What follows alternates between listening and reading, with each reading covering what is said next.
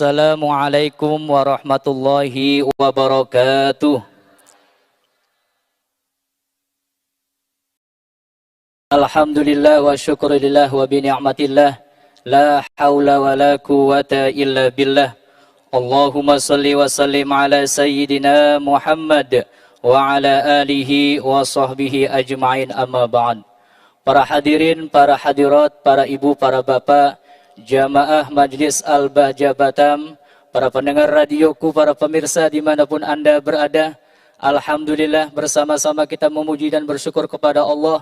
Pada malam ini kita dikumpulkan oleh Allah dalam keadaan sehat walafiat. Mudah-mudahan kita semuanya dipilih oleh Allah Subhanahu wa taala. Amin ya rabbal alamin. Baiklah para bapak, para ibu, para orang tua kami, para pendengar, para pemirsa dimanapun Anda berada, pada kesempatan kali ini alhamdulillah kita bisa kembali hadir di acara Tabligh Akbar sekaligus pembukaan kajian rutin bersama guru kita tercinta Al-Mukarram Buya Yahya, rutin setiap hari Rabu malam Kamis pekan kedua setiap bulannya. Namun pada kesempatan malam ini bertemu di hari Selasa malam Rabu, mudah-mudahan kita semuanya diberikan keistiqomahan oleh Allah dan kita semuanya mudah-mudahan mendapatkan ilmu yang manfaat dan barokah. Amin ya rabbal alamin. Baiklah para ibu, para bapak, para hadirin hadirat, para jamaah Majlis Al-Bahjah Batam, para pemirsa, para pendengar radioku dimanapun Anda berada, pada kesempatan malam ini acara kajian bersama guru kita Al-Mukarram Buya Yahya disiarkan langsung secara live di Al-Bahjah TV dan juga disiarkan langsung secara live di Radioku Batam dan juga disiarkan langsung secara live di Radioku Network, di antaranya Radioku Batam 104,7 FM, Radioku Cirebon 92,9 FM, Radioku Majalengka 92,4 FM, Radioku Kuningan 104,8 FM, Radioku AM Bogor 108,9 AM, Radioku Purbalingga 89,6 FM, Radioku Kuburaya Pontianak 88,0 FM, Radioku Berau Kaltim 87,6 FM, Radioku Aceh 93,6 FM, Radioku Aceh Timur 88,3 FM, Radioku Banjar Kalimantan Selatan 106,3 FM, dan radioku yang lainnya. Baiklah para hadirin, para pemirsa, para pendengar radioku dimanapun Anda berada, kita bersama-sama simak kajian bersama guru kita tercinta Al-Mukarram Buya Yahya. Kepada guru kita tercinta Al-Mukarram Buya Yahya kami persilakan. Shallu ala Nabi Muhammad. Shallu ala Nabi Muhammad. Udhkuru sallat ala Nabi Muhammad.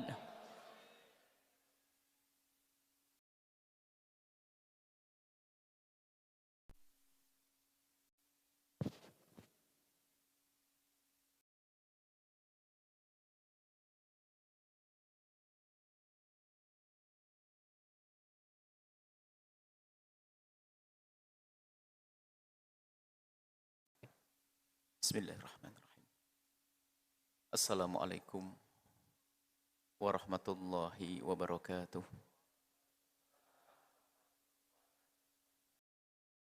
Alhamdulillah alladzi hada man syaa min ibadihi ila jannatihi wa ila siratil mustaqim. Fassalatullahi wa salamu ala hadi Sayyidina Muhammadin Habibir Rabbil Alamin wa ala alihi al-muttaharin wa ashabihi tayyibin wa tabi'ina lahum bi ihsanin ila yaumiddin. Allahumma ya Rabbana hdina fi man hadait, ihdina ya Rabbana siratakal mustaqim. A'udzu bika ya Rabbana minaz zaigh wad-dhalal. Nas'aluka ya Rabbana fahma ulama'ikal amilin wa ilhama awliya'ikas salihin A'inna ya Rabbana ala tathhiri qulubina. A'inna ya Rabbana ala dzikrik. A'inna ya Rabbana ala ta'atik. A'inna ya Rabbana ala tarki maksiatika. Innaka anta ala kulli syai'in qadir. Amma ba'du. Yang sangat kami cintai, kami muliakan, para rindu ridha Allah, para pecinta baginda Nabi Muhammad sallallahu alaihi wasallam. Alhamdulillah kita dimudahkan oleh Allah untuk kembali berkumpul, bertemu di masjid ini, di Masjid Raya Batam. Kita niatkan sekaligus memohon kepada Allah, semoga perkumpulan kita saat ini, muqaddimah kita kelak berkumpul dan bertemu di surga bersama baginda Nabi Muhammad sallallahu alaihi wasallam. Dan semoga seperti Allah mempertemukan jasad kita, Allah mempertemukan hati kita, sehingga kita benar-benar menjadi orang yang saling mencintai karena Allah. Kekurangan kita dalam setiap pertemuan adalah urusan hati. Dalam perkumpulan adalah kita kurang ngurus hati.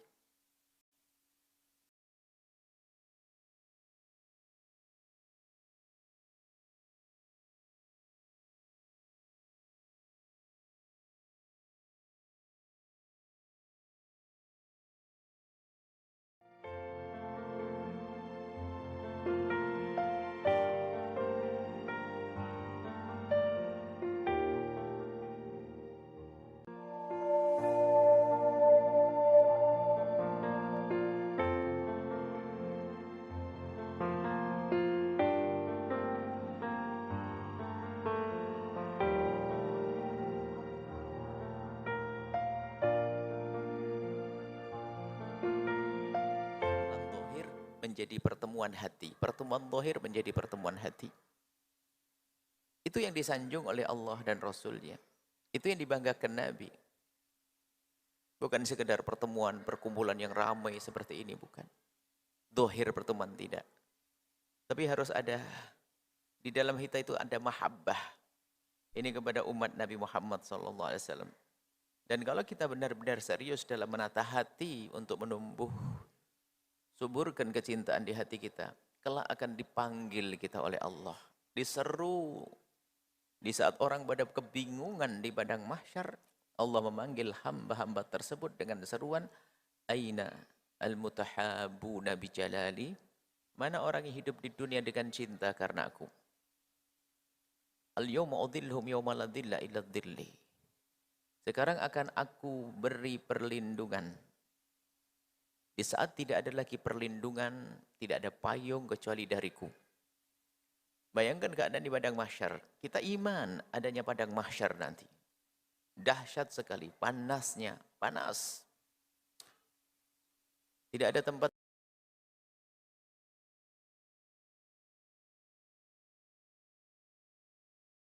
Tidak. Tapi orang yang menjalani hidup di dunia dengan cinta, dia tidak akan menemukan terik matahari yang katanya sejengkal di atas kepala kita. Tapi sudah diberi perlindungan oleh Allah. Nah ternyata sejuknya keadaan di padang mahsyar itu dimulai dari sejuknya suasana kita di saat kita berada di dunia. Yang di dunia hatinya sejuk, ini calon orang yang bakal sejuk di padang mahsyar sebelum masuk surga. Maka perlu, tahun ini kami selalu serukan tahun menyejukkan hati. Tahun ini harus kita konsen. Dalam kajian-kajian harus kita mengarah kepada bagaimana kita bisa menyejukkan hati di antara kita. Kita sudah terlatih dengan permusuhan. Kita terlatih dengan kebencian. Apalagi hari ini begitu mudahnya kita mendapatkan informasi tentang saudara kita. Informasi negatif melalui YouTube dan sebagainya, kadang kita begitu mudah mempercayai. Tanpa kita sadar kita sudah prasangka buruk, bahkan kita menggunjing orang yang jauh di sana. Yang kita tidak pernah kenal sebelumnya. Hanya kita kebawa kepada fitnah-fitnah yang disebarkan oleh media sosial. Itu artinya kalau seandainya bertemu dengan benci dia. Kalau ketemu dengan dia sudah nggak tertarik lagi. Karena apa? Sudah mendengar informasi negatif tentang orang lain. Sementara doa para kekasih-kekasih Allah adalah begini. Ya Allah, tutuplah kekurangan umat kekasihmu Nabi Muhammad dari mataku. Agar aku tidak melihat kekurangan mereka pun. Satu orang pun dari mereka. Dan itu harus kita panjatkan setiap saat untuk kita rasakan. Agar kita tidak rindu melihat kekurangan hamba-hamba Allah.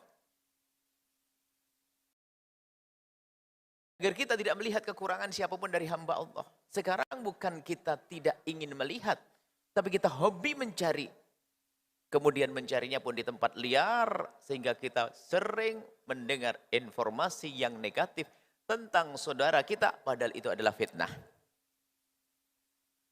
Nah, kalau sudah orang biasa dengan begini, begitu mudah dihancurkan dalam rumah tangganya, dalam keluarganya, begitu mudahnya. Karena dia sudah terbiasa dengan gosip. Dia terbiasa dengan informasi-informasi negatif. Kalau sudah terbiasa dengan begitu, akhirnya sudah nggak ada saringannya lagi, nggak ada filternya lagi. Jadi setiap berita yang masuk ke kupingnya dipikir pasti benar. Akhirnya ada orang membisikkan tentang, oh abangmu begini, kakakmu begini, ibumu begini. Yang punya ibu tiri, yang punya bapak tiri, yang punya terus. Begitu mudahnya tersulut emosi dan amarah serta kebencian. Karena apa? Sudah terlatih kita ini untuk bermusuhan.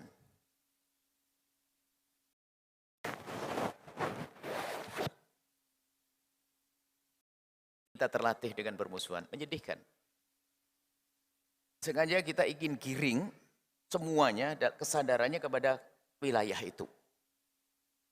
Agar kita nanti di saat ingin berbenah serius. Sebab kadang kita tidak menyadari kalau kita tuh gampang diadu domba. Oleh fitnah-fitnah. Sehingga ustadz dengan ustadz satu perguruan bermusuhan. Belum lagi ada bibit di hati kita yang sudah dari lama tidak pernah kita bersihkan, ada kedengkian yang tersembunyi. Nggak pengen ada orang lain sukses, nggak pengen ada ustadz sukses, nggak pengen ada macam-macam. Jadi kalau kita amati itu semuanya sebetulnya memang kita perlu berbenah. Kita pengen obat yang jitu deh, terserah penyakitnya sebabnya apa. Apakah karena kita sudah terbiasa dengan media sosial atau mungkin kita selama ini ikut perpolitikan. Kan ada 01, 02 berantem, apalagi pilihan gubernur berantem, bupati, gubernur berantem. Kita sudah terbiasa dengan hal-hal yang semacam ini, sudah. Terserah sebabnya apapun, tapi kalau sudah kita minum obat ini nanti, akan hilang itu penyakit-penyakit. Nah, ini kita malam ini, muqaddimah majlis, kita ingin menjadikan perkumpulan ini perkumpulan hati, bukan sekedar pertemuan jasad. Kalau sudah pertemuan hati, Anda tidak akan bisa bulan depan untuk tidak hadir ke tempat ini. Bahkan Anda akan mencari, mana sih rombonganku kemarin?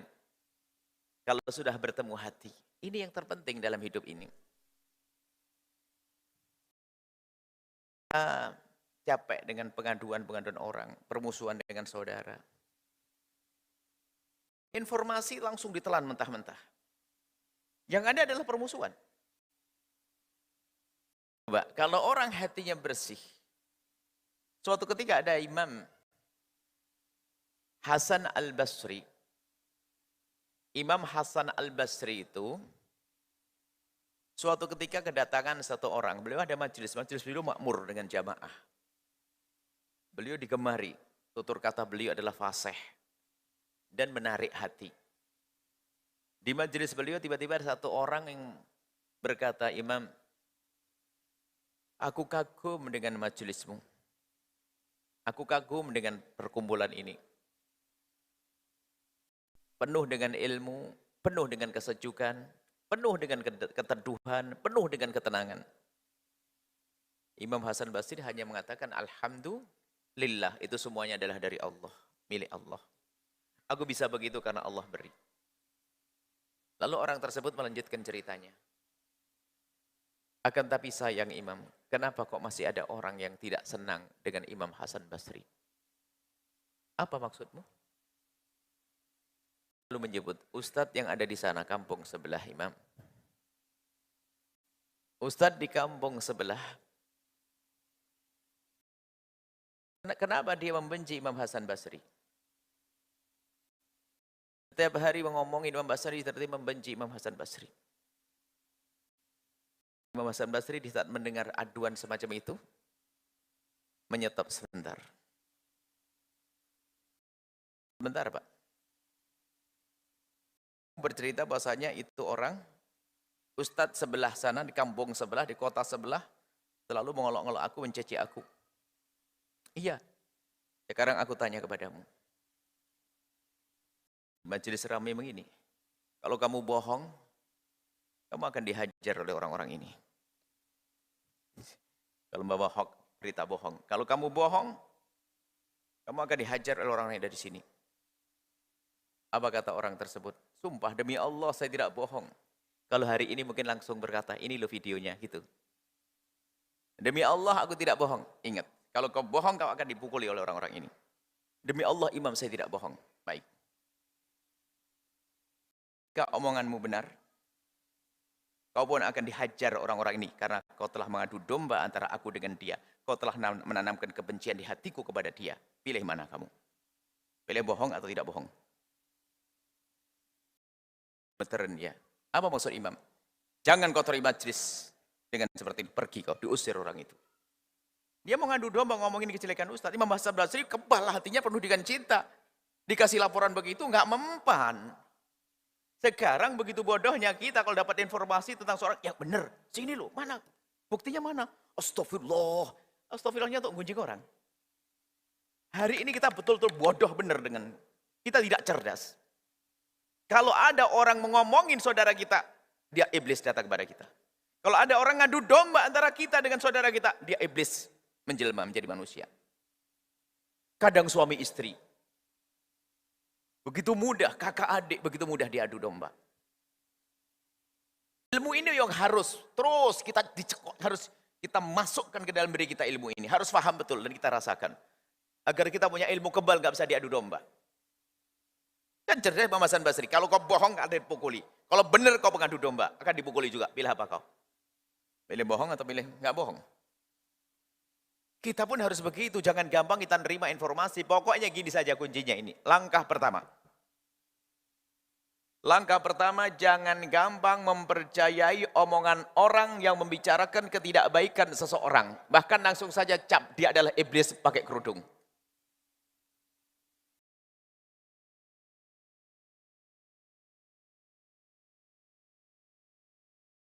Apakah kita tidak boleh menerima informasi tentang kejelekan seseorang? Untuk membuat kebaikan, oh caranya beda.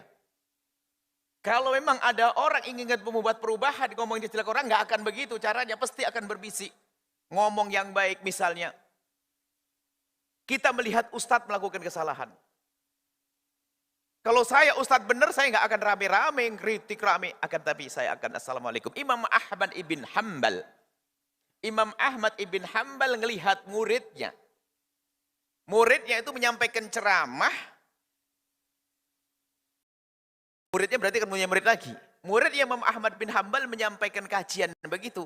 Imam Ahmad kena lindungan sebuah pohon sehingga nggak kena terik matahari. Muridnya kena terik matahari. Imam Ahmad lihat akhlak Imam Ahmad. Nyaman hati. Muridnya kena panas, gurunya nggak kena panas. Mengganjal di hati Imam Ahmad bin Hanbal. Bagaimana Imam Ahmad bin Hanbal? Pagi-pagi, besok pagi didatangi di rumah muridnya. Jangan sampai ada orang tahu kalau Ahmad bin Hanbal ke rumah muridnya. Orang pasti banyak tanda tanya. Ada apa kok didatangi Imam Ahmad bin Hanbal? Datang pagi lalu berkata berbisik. Ada orang tidak di sini? Oh, Imam Ahmad. Kenapa? Ada orang tidak? Enggak ada. Aku menyampaikan satu hal. Kemarin aku melihat kau ngasih pengajian. Kau tidak kena terik matahari, jamaahmu kena terik matahari. Tolong jangan lakukan lagi yang demikian itu. Akhlak itu penting. Sekarang gampang. Mungkin sudah ada hasud di hati. Melihat Ustadz salah.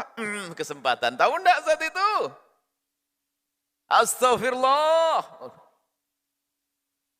Istighfar untuk gunjing orang itu. Kelas ustadz ada, kelas yang lainnya ada. Pokoknya kalau kita sudah punya rambu-rambu, pokoknya kalau ada orang ngomongin kejelekan orang ini bahaya, tidak. Adapun orang untuk amar ma'ruf nahi munkar itu beda cara. Misalnya, ini waspada. Kalau kita ngelihat kejahatan, bukan ustadz, orang biasa melakukan maksiatan, naudzubillah dosa. Cara ngomongnya pasti pelan-pelan, ya akhi, mohon maaf. Kenal ini enggak? Kenal. Kamu dekat enggak dengan dia? Dekat. Saya akan nyampaikan informasi. Kira-kira kalau saya sampaikan sesuatu, kamu bisa enggak nyampaikan ke dia? Begitu dulu dong. Kalau ternyata tidak bisa, ya jangan dikasih tahu dong. Orang nggak bisa nasihati, ngapain kita kasih tahu? Makanya kan beda ada curhat sama gunjing. Kan sering ada orang bertanya, mana bedanya curhat sama gunjing? Kalau gunjing itu adalah kita ngomong kepada asal orang yang tidak bakal bisa menyelesaikan masalah. Tapi kalau curhat, kita ngomong kepada orang yang bakal menyelesaikan masalah kita. Sehingga bahasa curhat pun harus dihindari. Karena apa? Curhat itu sudah campur aduk dengan gunjing. Ngomong ini curhat, suamiku begini, kok udah bisa sak kampung. Ini, jadi waspada, pokoknya sudah deh, kita harus betul-betul tidak boleh mendengar berita tentang yang negatif tentang orang lain. Itu saja kita harus membiasakan yang demikian ini. Ini yang pertama. Harus kita latih. Kita bisa berlaku di rumah tangga kita loh ya. Seorang istri dengar berita tentang suaminya, padahal suaminya nggak salah. Na'udzubillah, kotor hati. Akhirnya kita biasa suudon sama orang. Lihat. Begitu capeknya hidup. Istri telepon suaminya, diangkat-angkat, sudah suudon. Baru kita menyelesaikan kisah. Ada istri yang suami yang sangat sensitif banget ini. Jadi kalau istrinya terlambat telepon saja, angkat telepon sudah macam-macam. Kamu ini, kenapa sih? Kamu telepon sama siapa ini? Namanya manusia kan hidupnya tidak dengan dia saja. Kan bisa saja sama anaknya, bisa saja sama anak nasi, bisa saja sholat. Cuma dasar hati kotor tuh selalu begitu, gampang suudon sama orang. Kita harus tahu gambaran hidup tuh kayak gini dulu, lalu gimana solusi-solusinya. Kenapa hidup kita kok susah banget? Padahal kita sering hadir pengajian, tapi hati saya kotor, saya ngedengki, saya dendam sama orang, musuhan sama orang. Sehingga bisa jadi amal baik kita tuh habis, gara-gara yang ngedengki. Kan disebutkan, al-hasad, ya'kulul hasanan, kama ta'kulun narul hatab. Yang namanya kedengkian, yang bersemayam di hati seseorang, yang ada di hati seseorang itu menjadi sebab habisnya kebaikan yang kita lakukan. Seperti kayu bakar makan. Seperti api memakan kayu bakar. Nah ini kan ilmu-ilmu ini yang harus kita hadirkan. Ini muqaddimah yang kami hadirkan pada malam ini adalah muqaddimah. Selanjutnya nanti kita belajar nata haji aja deh. Belajar sholat sudah ngerti sholat. Apalagi puasa sudah setiap tahun puasa. Tapi ternyata yang kelewat adalah kata Imam Ghazali rahimahullah ta'ala adalah fardu ain di atas fardu ain, yaitu ilmu menata hati. Bagaimana akan tumbuh cinta di antara kita? Kalau kuping kita sering bolong, nggak difilter, semua kita dengar. Sering kita mendengar informasi, langsung kita telan mentah-mentah. Tanpa kita camkan, kita renungkan siapa yang ngomong. Jangankan orang biasa. Kalau kita datang, orang fasik datang memberikan berita kepada kita, fatabayyanu, hendaknya kita tanya dulu, ditabayun dulu. Nah ini kita ingin menjadi satu tradisi agar informasi yang masuk ke kuping kita tidak langsung telan mentah-mentah. Tapi namanya memang bobroknya pikiran kita, bobroknya hati kita. Nggak bisa membedakan berita bohong, beneran, siapa yang ngomong, nggak bisa bedakan. Semuanya dianggap kayak malaikat, ngomongnya pasti benar semuanya. Sehingga langsung diterima. Ini loh musibah besar dalam hidup kita ini. Musibah besar dalam hidup kita. Karena apa? Zamannya zaman sering ada hoax. Berita bohong di internet, di segala macam. Kadang tiba-tiba kita mendengar informasi ustadz yang ada di sana, informasi. Kadang-kadang informasi sesuatu yang sangat tidak pantas sudah tersebar di media, padahal di rumah tidak terjadi apa-apa. Di tempat tersebut tidak terjadi apa-apa. Kita sudah menelan itu semuanya. Bahkan ternyata bukan kita telan untuk diri kita, kita informasikan pada yang lainnya. Tradisi menggunjing. Gunjing, kalau tidak gunjing, nah gunjing di grup WA. Di grup sudah gak nyaman, Japri, sudah masuk. Tahu enggak tuh? Tadi WA yang terakhir tadi, tahu enggak di grup tadi? Iya sih itu. Astagfirullah, tahu enggak? Gunjing, baik. Jadi kita punya permasalahan besar yaitu akhlak. Kuping kita bolong, nggak pakai filter, ya. Hati kita menjadi kotor, rusak, sehingga tidak terbangun cinta di antara kita. Sekarang kita pengen melangkah. Pertama tadi kita kunci. Kalau ada berita tentang saudara kita yang seagama dengan kita, saudara yang beriman, tentang berita negatif, hati-hati, jangan banyak deket-deket sama orang semacam itu. Bisa jadi dia penggunjing. Jangan bangga ya dicurhatin ya. Jangan bangga dicurhatin. Kalau Anda tidak punya kapasitas, tidak punya keahlian di dalam hal itu, kok ada orang curhat kepada Anda, dia sebenarnya gunjing. Tapi sebagian orang kan gampang senang dianggap ustadz kan. Wah, ada orang curhat sama saya, bangga dia. Oh iya, terus. Padahal nggak bisa punya solusi dia. Kalau Anda tidak punya solusi, stop. Jadian kita sering, suatu ketika ada orang buya, ada orang ngadu ke saya. Kenapa? Anaknya punya masalah. Masalah apa? Anak muda, kemudian dia salah pergaulan sampai, mohon maaf, ini. Terus kamu ngomong apa? Saya nggak bisa, saya bawa ke buya. Ya itu benar. Kalau kamu terus bertanya tentang kejadiannya, tapi tidak berikan solusi, ya dosa. Bawa ke ahlinya. Ini gambarnya semacam ini pokoknya. Banyak saudara kakak beradik berantem gara-gara permasalahan ini. Baik. Pertama adalah yuk kita betul-betul seleksi di saat kita mendengar berita. Kalau berita baik kepada seseorang, biarpun itu bohong berguna bagi kita. Terserah orang berbohong. Oh dia orangnya baik, alhamdulillah. Kita jadi bisa senyum dengan dia. Tapi kalau sudah berita buruk, sudah Masya Allah. Apalagi kadang berita buruk itu tentang pasangan kita, tentang adik kita. Apalagi setelah orang tua meninggal dunia, ayah meninggal dunia. Tiba-tiba ada informasi, adik katanya pengen buka pedagang di sana. Kemudian dia sudah nanya waris belum. Akhirnya yang lainnya jadi marah gara-gara waris. Banyak mudah diadu domba. Yang pertama, jika ada informasi yang tidak baik dari orang lain, maka jangan gampang dipercaya. Anda bisa menangkap kok. Kalau sudah bahasanya orang yang ngadu domba, sudah suruh pergi saja. Selesai, ini yang pertama. Yang kedua adalah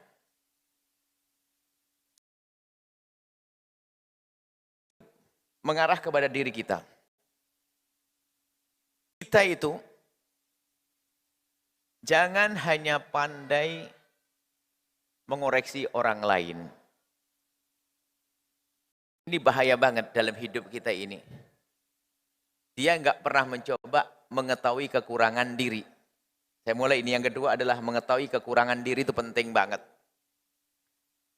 Lah kenapa orang menggunjing itu? Seolah-olah dia bebas daripada kesalahan yang diomongin. Orang pelit itu paling seneng gunjing orang pelit. Astagfirullah, dia paling pelit dia, padahal dia juga pelit. Karena orang pelit juga tidak seneng sama orang pelit. Orang pelit paling nggak seneng sama orang pelit. Orang sombong juga gak senang sama orang sombong. Dia ngomongin orang sombong, sombong dia. Hati-hati. Makanya yuk kita pandai sekarang mengoreksi kekurangan kita dulu deh. Kalau kita pandai mencari kekurangan kita, mulut ini gak sempat ngomongin kekurangan orang lain. Itulah kelebihannya nanti. Anda baru hebat.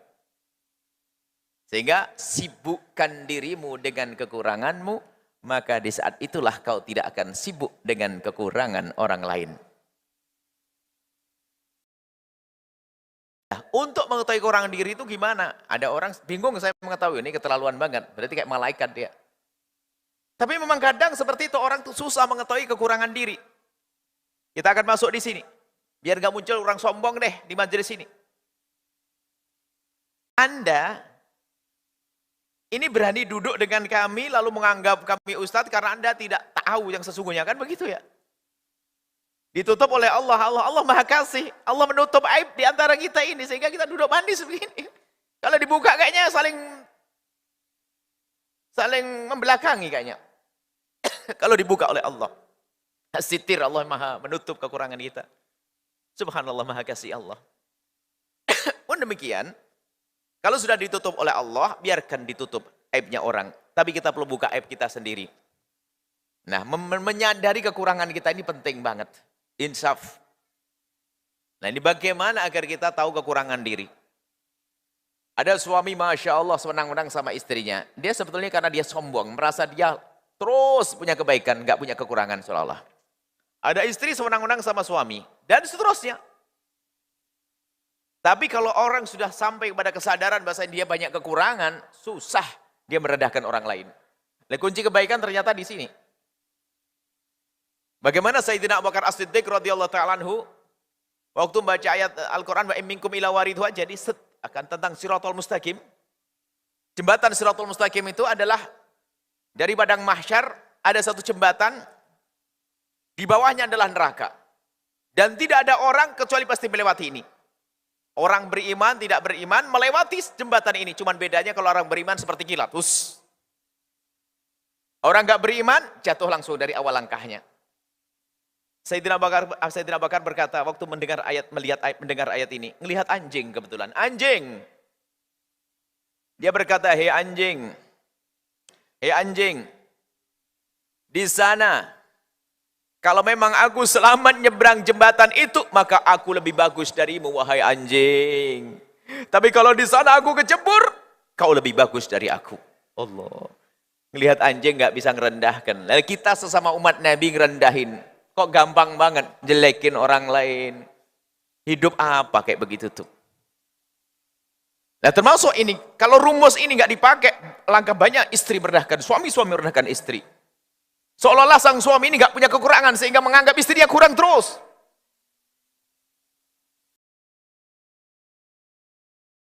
Tapi coba kalau kita selalu menutup, kalau doa kita dikabul, makanya saya juga minta kepada Allah, ya Allah tutuplah kekurangan saudara-saudaraku dari mataku, ya Allah. Kita minta kepada Allah, biar saya tidak melihat deh kekurangan sedikit pun, tidak usah pusing. Kalau saya melihat, ya Allah lupakan dengan cepat. Dan saya berharap dikabul doa saya. Jadi kalau ada orang, saya kok melihat aibnya seseorang, mungkin ada orang ngadu kepada kami, yang paling nggak pantas disebutkan.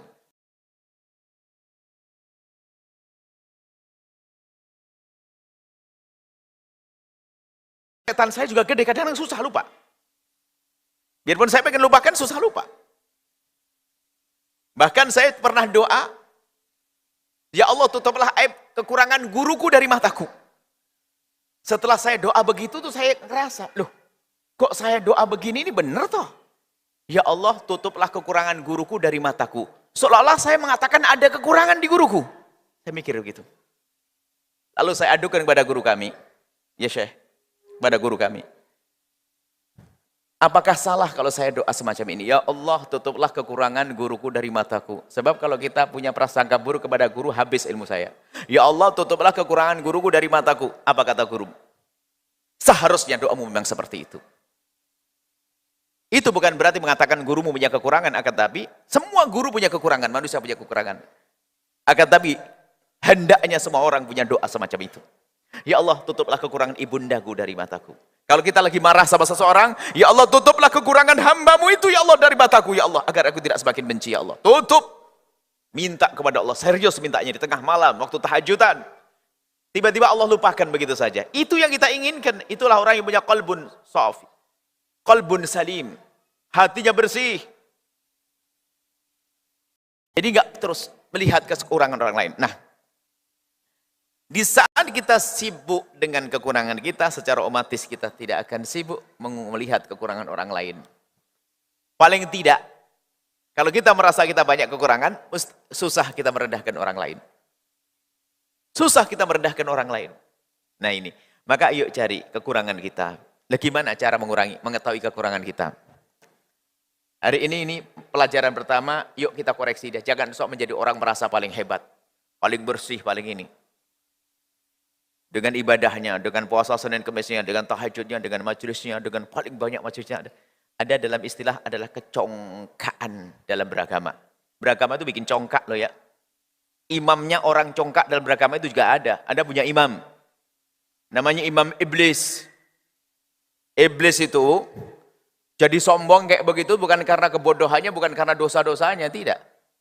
Tahu kisah Iblis? Iblis itu adalah makhluk Allah yang sebelum diciptakan Nabi Adam, dia itu adalah ahli ibadah. Bayangkan, ahli ibadah. Sampai disebutkan tidak ada tempat yang diciptakan oleh Allah kecuali iblis pernah sujud di situ. Begitu hebatnya sujudnya iblis, ibadahnya iblis diangkat oleh Allah, dikumpulkan bersama malaikat. Dikumpulkan malaikat, sudah kelasnya kelas malaikat, biarpun dari iblis. Tentunya mulia dong, seharusnya kan begitu. Bersama malaikat, suatu ketika, mbah kita Nabi Adam diciptakan oleh Allah. Baru diciptakan oleh Allah, mbah kita terwujud. Allah memerintahkan wa idh qulna lil malaikati isjudu li Adam fasajadu. Di saat Allah memerintahkan kepada malaikat untuk sujud kepada Nabi Adam, iblis ada di dalamnya, rombongan malaikat. Fasajadu, semua sujud illa iblisa, kecuali iblis. Aba wastakbar. Yang muncul kesombongan. Enggak, tidak mau dia sujud, iblis. Loh, kenapa iblis tidak sujud? Oh, alasan dia. Dia beralasan iblis itu. Dia cerdas, mikir. Cuman dia dengan kesombongan, dia mikir.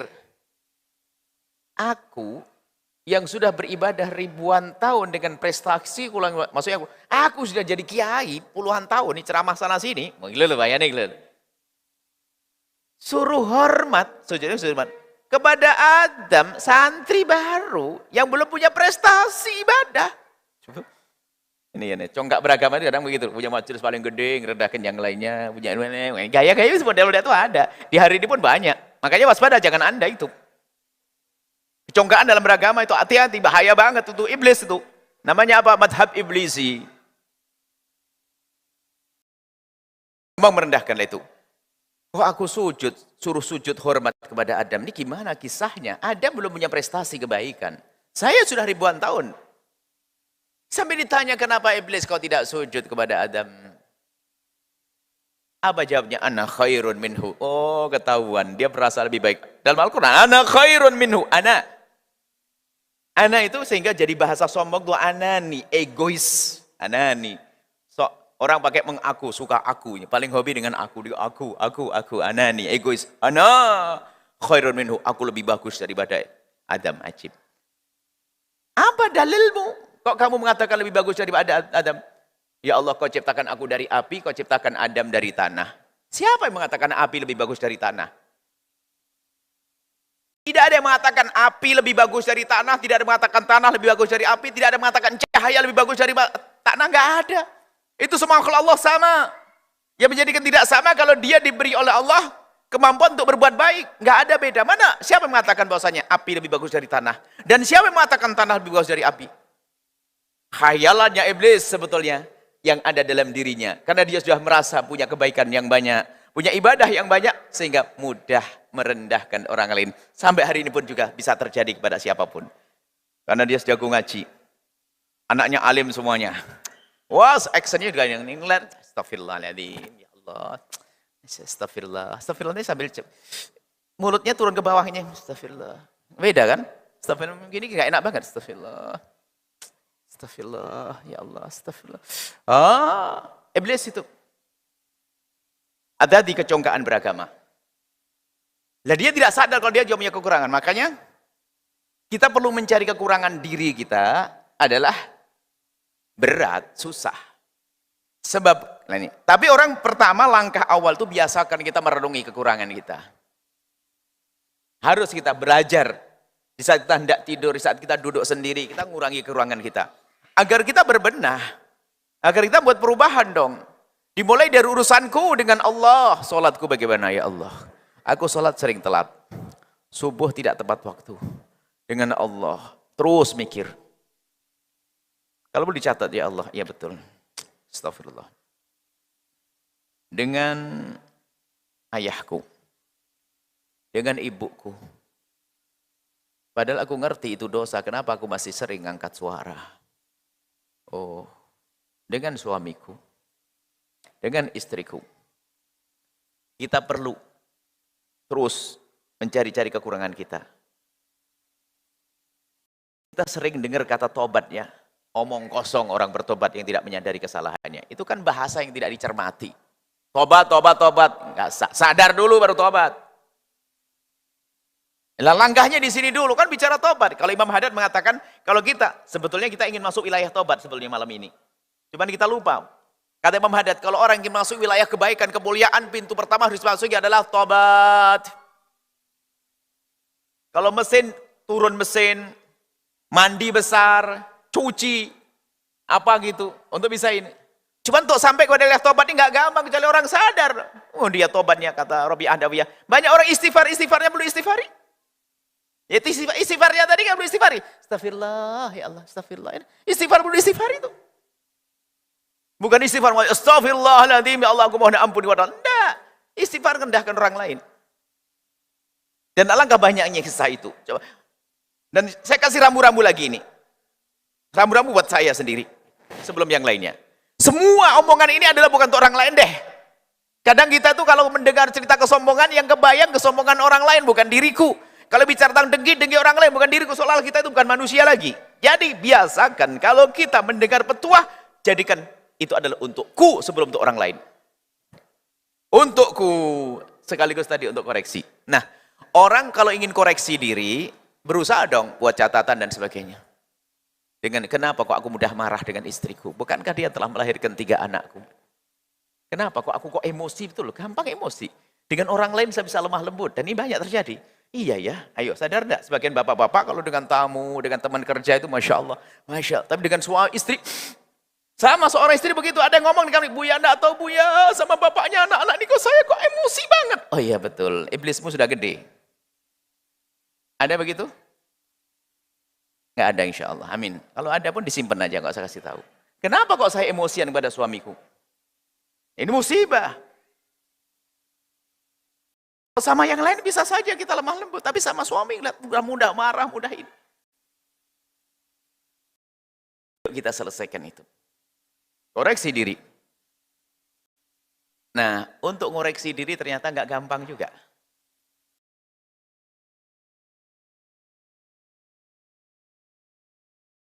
Itu menutupi kekurangan diri. Kekurangan yang sifatnya zahir atau batin. Kekotoran yang sifatnya zahir atau batin itu akan suka menutup kekurangan diri, menutupi kesadaran. Saya buat contoh saja. Ego aku, contoh di meja. Ada ingus orang buang ingus di sini, lalu saya begini, astagfirullah. Iya ada ingus, astagfirullah. Ya Allah, ingus, ya. Siapa ini kurang ajar buang ingus di sini, ya Allah. Betul enggak? Anda senang ada ingus ajib gitu, enggak kan? Astagfirullah, cici ingus. Suatu ketika, semoga Anda sehat semuanya. Lah kok kena flu, beler. Biasa saja. Loh. Padahal kalau masuk laboratorium antara ingus yang di meja sama yang di baju kita itu sama. Isinya tuh komposisinya atau apa itu? Isinya tuh sama. Cuman kenapa yang ini saya jijik, yang di sini enggak? Yang di sini tidak jijik karena di sini ada akunya. Aku itu menutupi kekurangan. Makanya orang kalau mencari kekurangan diri kadang susah. Ketutupan sama ego tadi, aku. Baik, kalau begitu, baik. Anggap saja kita betul orang yang susah mengetahui kekurangan diri. Maka langkah selanjutnya. Kita berkomitmen, bersepakat dengan orang dekat kita. Anda istri dengan suami dengan istri, dengan kawan dekat, berjanji. Kita pengen hidup selamat, wahai saudaraku, wahai istriku? Iya. Kita bersepakat.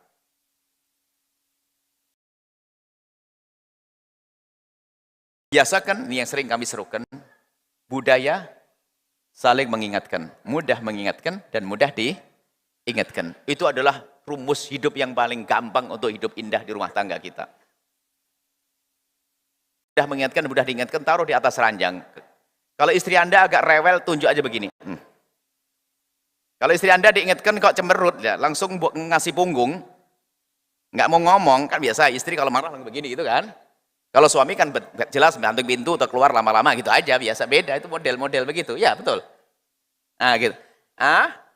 Kalau sudah mulai diingatkan, mulai berubah, langsung aja tunjuk tuh. Mudah mengingatkan dan mudah diingatkan. Itu loh orang hebat, nanti orang bakal selamat. Nah, dalam hal ini Kita berkomitmen dengan pasangan kita. Serius, istriku. Saya pengen selamat, pengen baik. Tolong. Jika ada kesalahan sekecil apapun padaku, jangan menunda untuk mengingatkan saya. Berjanji mulai saat ini. Bismillah. Kalau kau betul istriku. Baik. Seorang istri pun harus berani berkata begitu. Kira-kira apa yang terjadi di rumah kalau ini terjadi? Beres. Di samping jangan sampai ditegur oleh pasangannya. Kemudian di saat kebetul sang istri mengingatkannya, langsung disambut, istriku terima kasih. Sebelum aku menikah denganmu, aku kira kau dulu cantik. Setelah menikah denganku dan kau bisa mengingatkan aku, ternyata engkau jauh lebih cantik. Waduh, enaknya hidup kayak begitu tuh. Beri motivasi orang yang berani ingatkan kita, jangan dicemberutin, takut lagi dong ingetin. Kita sering bodoh, orang ngasih hadiah istimewa kita bentak. Itu kan hadiah. Memberi petunjuk itu kan hadiah, mengingatkan kita agar kita dia kecebur ke neraka. Cuman karena kebodohan kita di saat diingatkan kita marah, kan begitu. Kalau kita itu lihat maslahahnya, manfaatnya, jangan lihat caranya. Ada orang, Imam Ghazali menggambarkan, kala jengking merambat di lehernya, di bajunya, sebentar lagi ke leher. Kalau sudah merambat di leher, orang itu kaget, ada yang remet, ada yang merambat. Kan refleks pasti begini. Nyengat itu nanti. Nyengat, karena diginiin apa ini? Yang di belakang itu rupanya sahabat yang sangat mencintainya. Ngelihat kala jengking merambat mau ke leher langsung dipukul dengan keras. Wah, kaget. Ada kala jengking terkapar. Kira-kira yang dipukul tadi itu terima kasih atau marah-marah?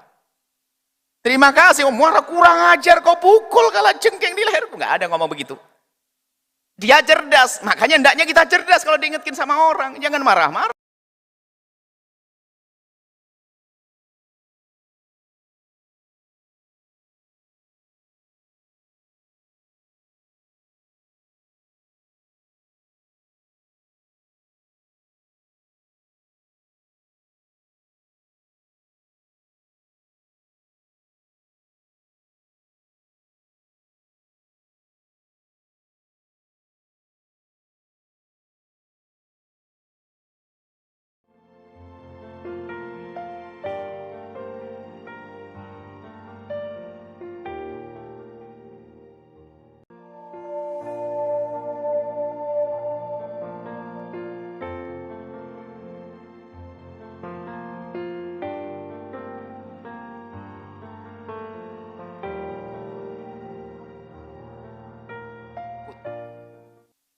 Diam cerewet perempuan.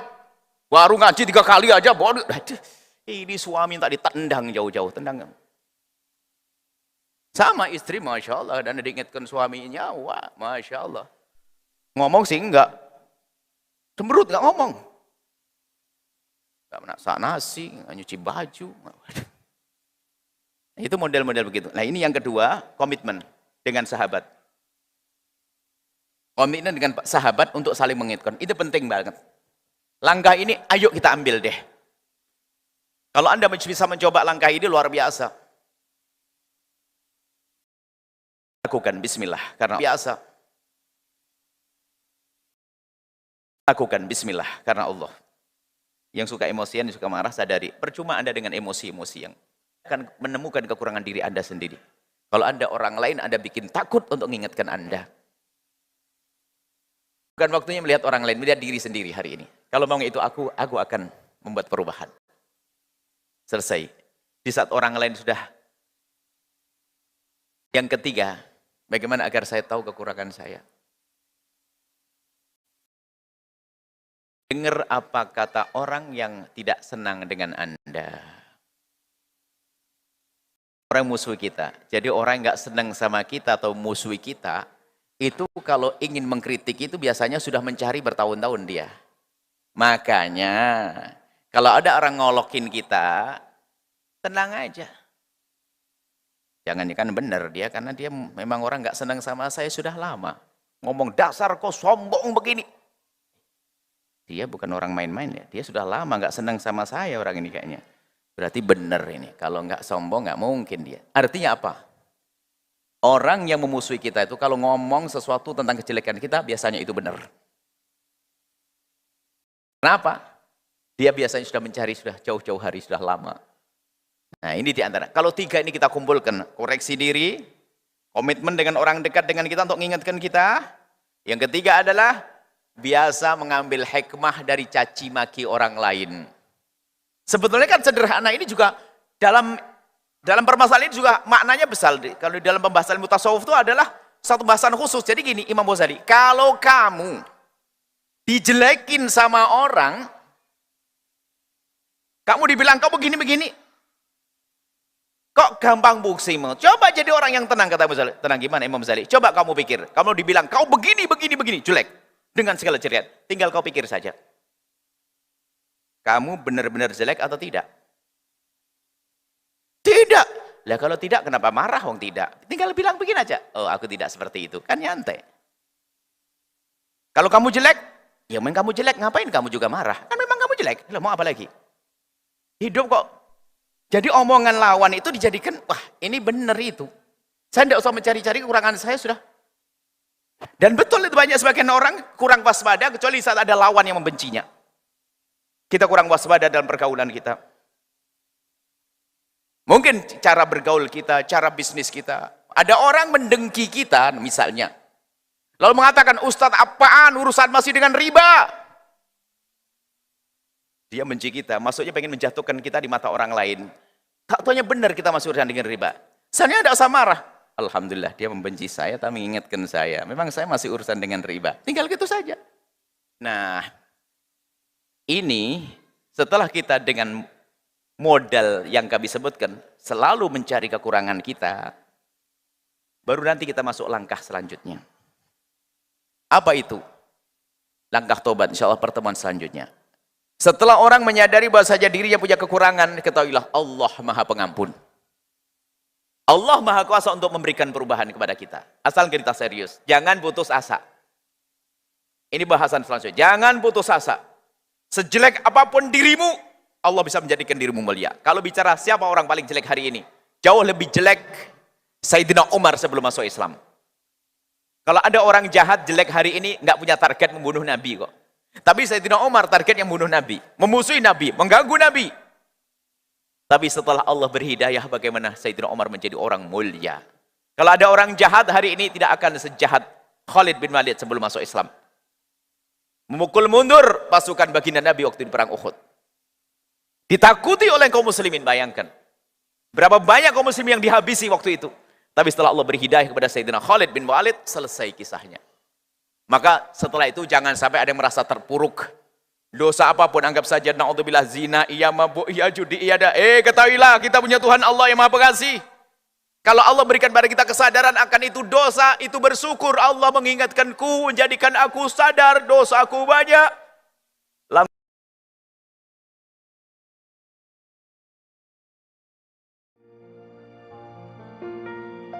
Yang katanya hari ini paling jelek, besok menjadi paling baik. Tapi kalau orang tidak masuk wilayah hari ini, biarpun katanya istighfarnya banyak, sholatnya banyak, tapi dia orang sombong dia. Tidak pernah menyadari kekurangannya. Nggak nyampe kepada Allah, kelas iblis. Maka tahapan ini harus Anda lakukan dulu. Sebelum Anda bicara tentang tobat nanti. Yang jelas pintu tobat adalah sangat luas. Dan nanti insya Allah pertemuan yang akan datang, kita akan bahas tobat dengan sesama, tobat dengan Allah. Ada sendiri insya Allah. Ini langkah-langkah kita. Jadikanlah kami nyeru kepada diriku sendiri. Apa yang kami omongkan. Apa yang kita dengar hari ini adalah untuk kita dulu. Tidak usah bicara untuk orang lain. Maka kuping saya mendengar omongan saya harus belajar. Jadi jangan mengatakan, oh Bu Yahya sudah hebat. Oh enggak.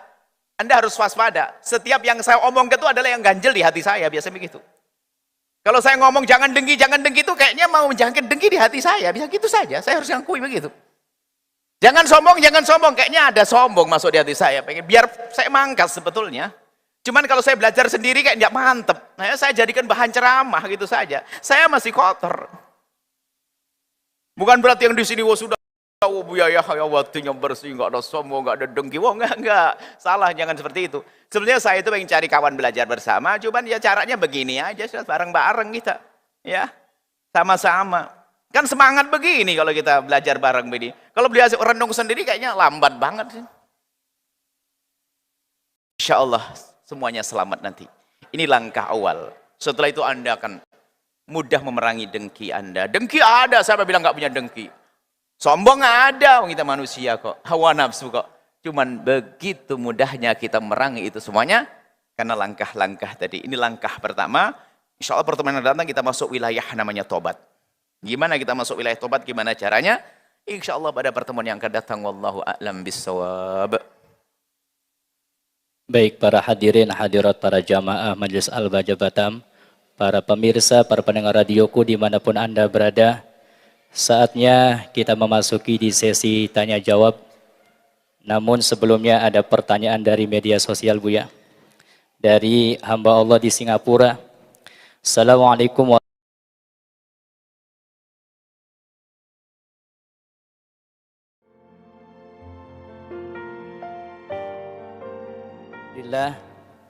Ada seorang istri yang rajin hadir kajian rutin muslimah yang ada di sekitar setempat.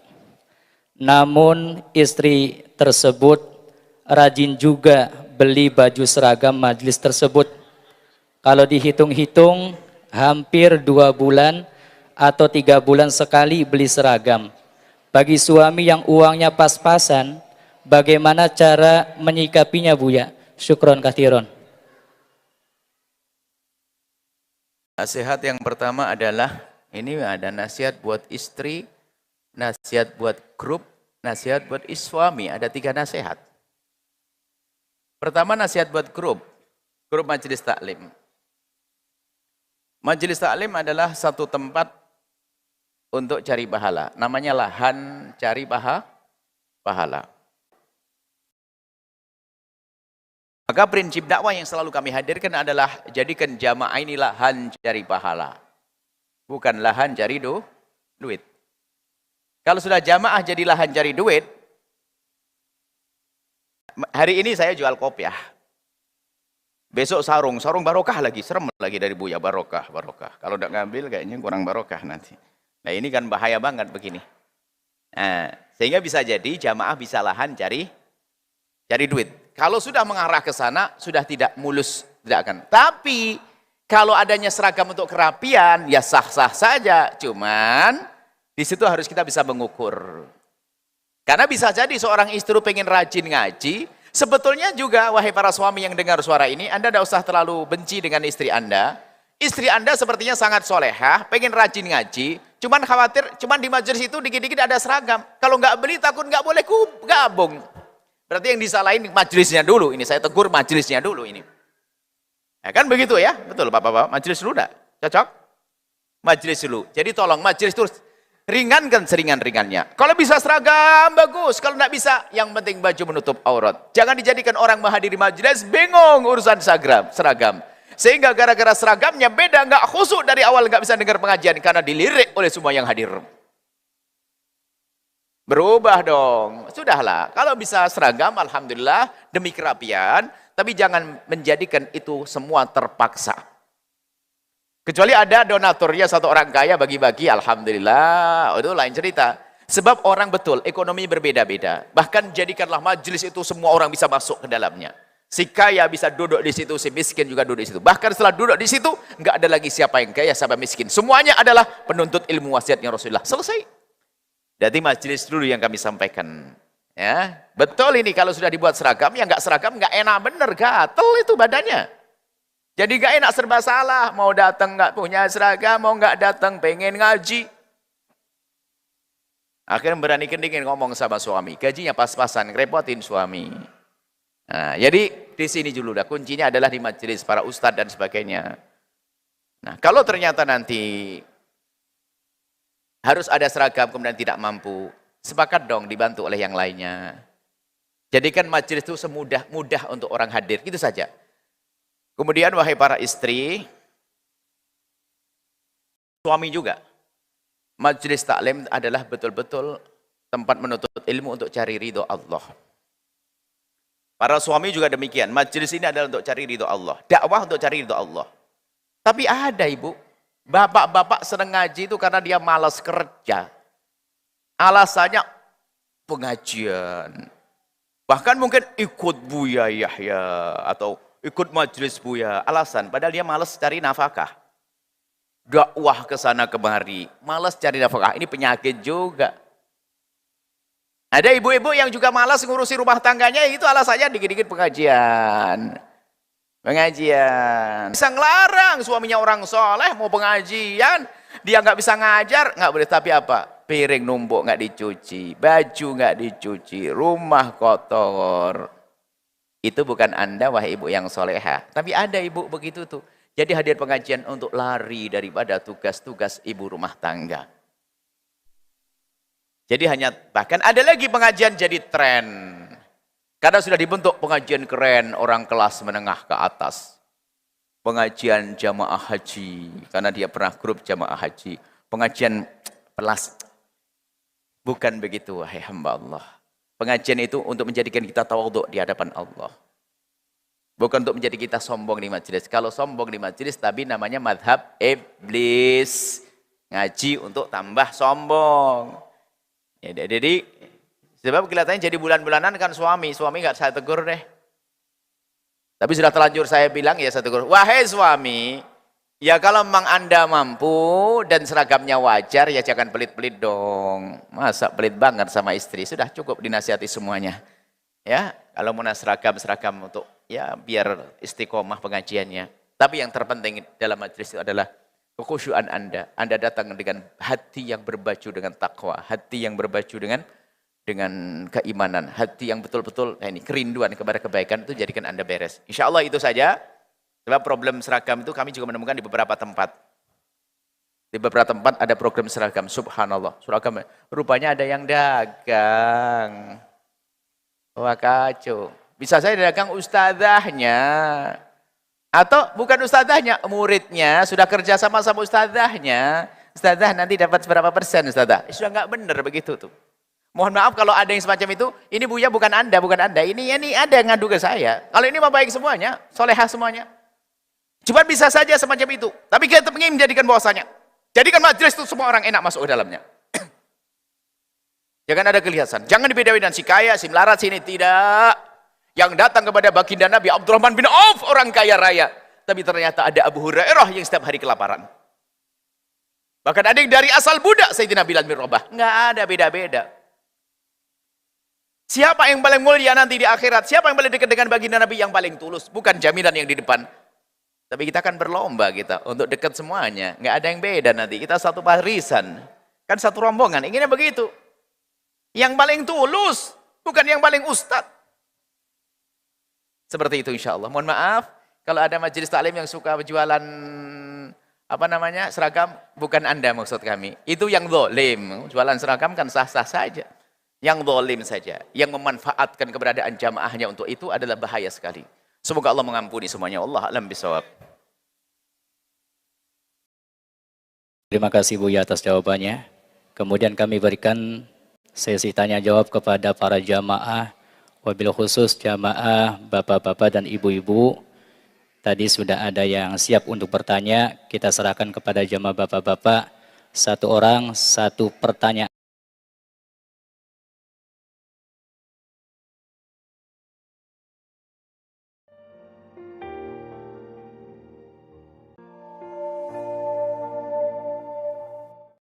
Assalamualaikum warahmatullahi wabarakatuh. Assalamualaikum warahmatullahi wabarakatuh. Allahumma shalli ala sayyidina Muhammad wa ala ali Muhammad. Salih. Perkenalkan Buya, nama saya Marwanto. Saya wali santri Al-Bajah Tafakuh bahasa Arab di Wanasaba. Anak saya bernama Nafira Salsabila Marwanto. Nomor 5889. Ya. Ini mungkin tahun yang kelima di Al-Bajah. Dan baru kali ini saya bisa bertatap muka langsung dengan Buya. Selama ini kita berkomunikasi baik. Telepon atau apa Buya. Ya. Keteledoran kami, wali santri 5 tahun saya belum pernah ketemu, berarti saya yang salah. Maafkan kami, bukan Anda. Iya Buya. Kita sudah berapa kali komunikasi. Pertanyaan itu. Terima kasih Buya. Pada malam hari ini saya ada mengambil hikmah dari kajian pada malam ini, yaitu pertama perihal koreksi diri Buya ya. Kedua perihal komitmen, dan ketiga adalah ambil hikmah dari cacian orang lain. Dari ketiga hal ini memang semuanya sangat baik, tetapi mohon petunjuknya Buya. Mungkin dari ketiga ini ada yang paling berat adalah mengambil hikmah dari cacian orang lain ini Buya. Karena benar kata Buya, ego ini luar biasa ya, memberi kita jadi sombong. Mohon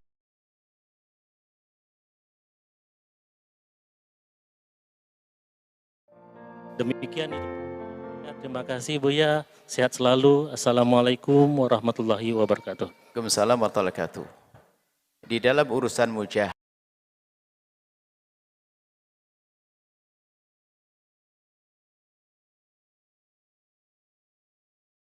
segala yang paling berat, maka itulah yang harus Anda ambil yang pertama. Semua yang paling berat.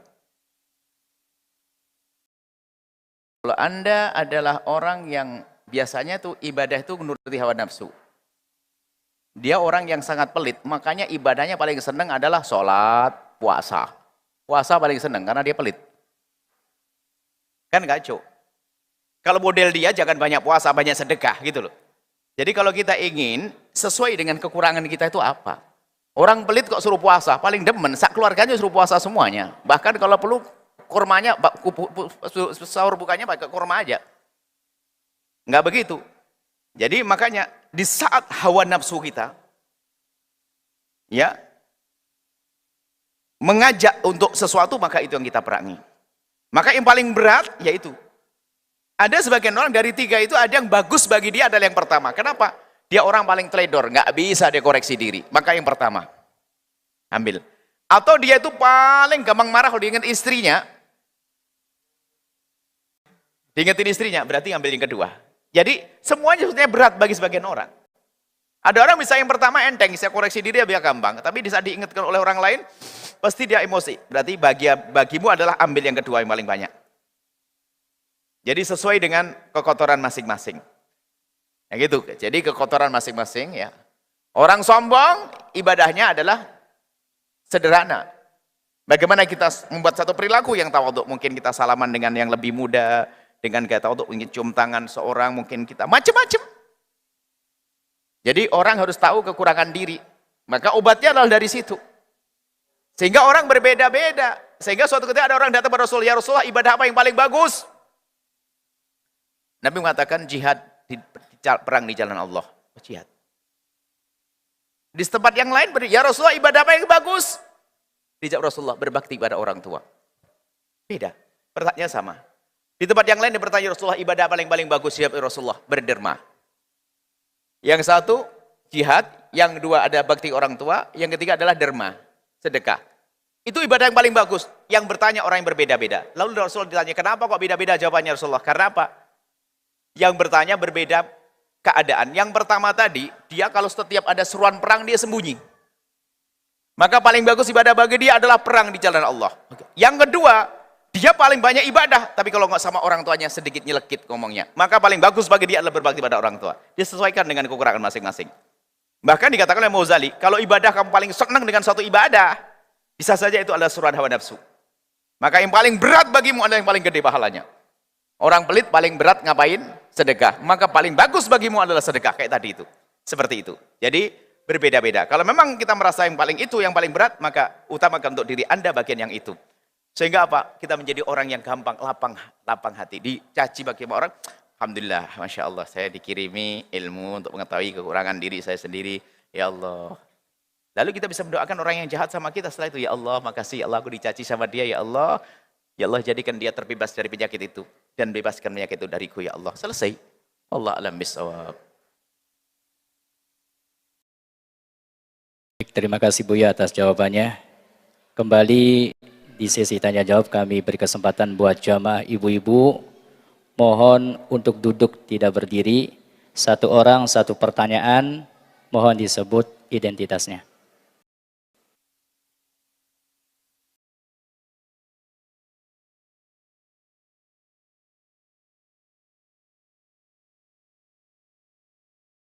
Assalamualaikum warahmatullahi wabarakatuh. Waalaikumsalam warahmatullahi wabarakatuh. Allahumma sholli ala Sayyidina Muhammad wa ala ali Sayyidina Muhammad. Izin bertanya Buya, bagaimana hukumnya menikah siri tanpa wali dari perempuan? Tapi wali dari perempuan berada satu kota bersama anaknya. Perempuan tersebut menikah menggunakan ustadz. Pendek cerita, perempuan tersebut hamil kemudian menikah ulang di KUA menggunakan walinya. Apakah sah pernikahan tersebut dan bagaimana nasab anaknya jika anaknya perempuan? Dan bagaimana hukumnya orang tua dari pihak laki-laki menyuruh anaknya menceraikan istrinya dan tidak memperbolehkan anaknya bertemu dengan istrinya? Karena orang tuanya mengancam anaknya jika anaknya tidak menceraikan istrinya, maka orang tuanya tidak ridho dunia akhirat. Dan orang tuanya berkata bahwa kehidupannya akan susah karena tidak mendapatkan ridho dari orang tuanya. Akan ada aja masalah yang timbul kalau tidak bercerai. Sekian, Buya.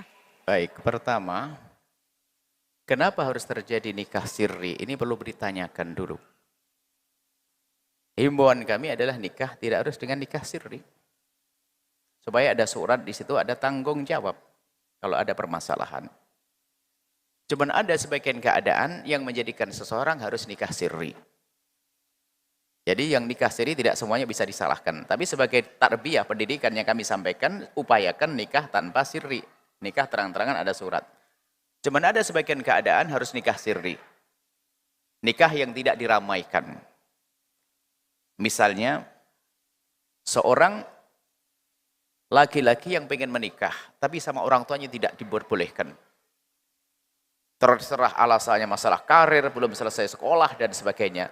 Sementara urusan nikah adalah hajat pribadi, yang tidak bisa diwakilkan kepada siapapun.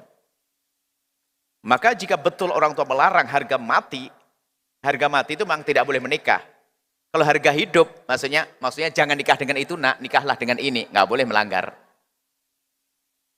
Tapi kalau sudah harga mati, jangan menikah pokoknya. Lah, nggak bisa dong. Jangankan kok anak laki-laki, anak perempuan yang dilamar oleh seorang laki-laki yang sudah sekufu dengannya, satu martabat, maka orang tua kalau melarang, dia wali adl, dosa dia. Laki-laki melamar baik-baik yang satu kufu. Kufu itu yang tidak menjadikan bapaknya itu malu, satu martabat. Maka orang tua nggak boleh melarang kok di saat semacam ini. Makanya pintu pernikahan harus dibuka lebar-lebar. Melarang harga mati tadi maksudnya. Tapi kalau melarangnya begini, nah, kamu anak perempuan, kamu jangan nikah dengan dia. Tapi abah punya calon. Kalau begitu nggak boleh ngelanggar itu perempuan.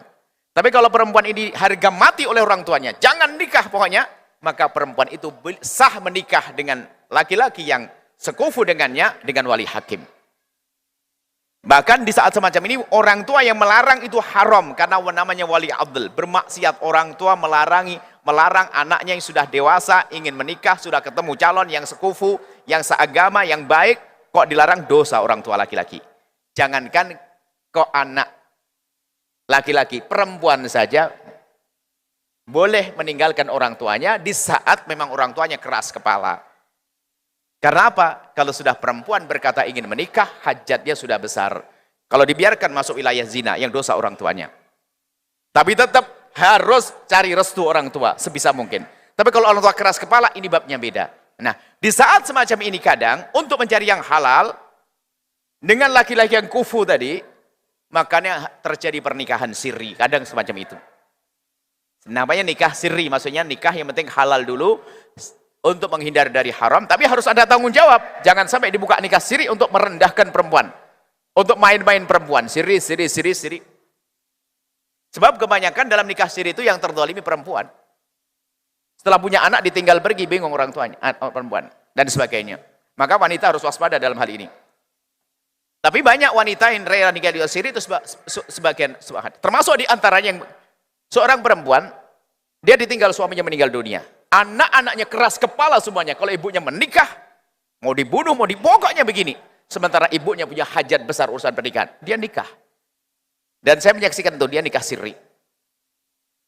Nah, jadi ada beberapa alasan. Jangan juga dicaci yang nikah sirri, mungkin ada beberapa faktor. Asalkan alasannya benar, jadi benar nanti, kan begitu. Lah, kemudian cara nikah sirrinya bagaimana? Kan ada urutannya begitu. Dari pertanyaannya panjang, saya panjang juga jawabannya. Urutannya begini. Oke, sekarang mau nikah sirri. Lah, kalau nikah sirri itu sebetulnya kalau tidak pakai wali itu adalah bertentangan dengan madhab kita Imam Syafi'i dan jumhur ulama harus ada wali. Harus ada wali. Wali ayahnya, atau abangnya atau adiknya. Di saat tidak ada wali, mungkin ayahnya jauh di negeri seberang atau di kota jauh, memang tidak ada wali. Wali sebagai wali yang asli, tapi bisa hakim yang menjadi wali. Hakim yang menjadi wali, mahkamah. Kalau tidak ada hakim, nanti harus ada orang soleh, yang alim, yang mengerti hukum, itu yang diangkat menjadi muhakkam. Mengangkat seorang yang bijak untuk menikahkan. Bukan berarti tidak ada wali, walinya wali tahkim. Wali tahkim, maka seorang alim tadi yang akan menikahkan kedua mempelai ini. Dengan dua saksi tentunya. Tadi pakai saksi enggak? Pakai saksi. Mungkin kelihatannya pakai yang ini, cuman dia tidak mengerti. Tanyakan ustadz mana yang menikahkannya. Baik. Jadi namanya tahkim. Jadi jangan asal. Jadi di dalam madhab Syafi'i. Jadi kedua mempelai menyerahkan kepada seorang alim yang ngerti hukum agar menikahkan mereka berdua. Lalu dinikahkan. Biasanya ada catatan-catatan untuk menjaga perempuan. Di antaranya hak cerai dan sebagainya supaya tidak tiba-tiba ditinggal pergi. Jadi perempuan ada penjagaannya di sini. Makanya kalau ingin nikah siri dengan seorang alim jangan asal. Supaya dijaga. Wanita ini akan dijaga. Baik. Kemudian, kalau tanpa wali, ini tidak diperkenankan dalam madhab jumhur. Kecuali madhab Imam Abu Hanifah. Dalam madhab Abu Hanifah, tentunya menikahkan haruslah ngerti bab itu. Kalau ustadz yang mengerti, dia pernah belajar ilmunya, lalu menikahkan, tanpa wali, tentunya sah ikut madhab Abu Hanifah. Dengan catatan diantaranya harus maharnya mahar yang disetujui oleh perempuan tersebut. Ya, yang maharnya mahar ditentukan oleh perempuan tersebut. Sesuai dengan keinginannya. Jadi ada dalam madhab Hanafi ada hal ini. Maka harus orang alim, jangan asal saja. Tapi tetap harus dengan dua saksi. Nah, kemudian setelah itu, ibu daripada sang laki-laki nggak mau nerima. Nah, mungkin permasalahan nggak bisa nerima itu karena apa?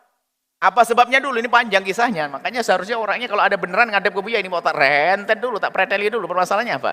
Lah ini kenapa kalau sampai orang tuanya nggak mau? Ya mungkin waktu nikahnya salah ini menjadikan dia tidak mau. Masa kamu anak laki-laki nggak ngomong tiba-tiba bawa perempuan perutnya sudah gede, nah, kan gitu ya. Padahal sudah nikah kan? Mungkin marah dari sisi itu.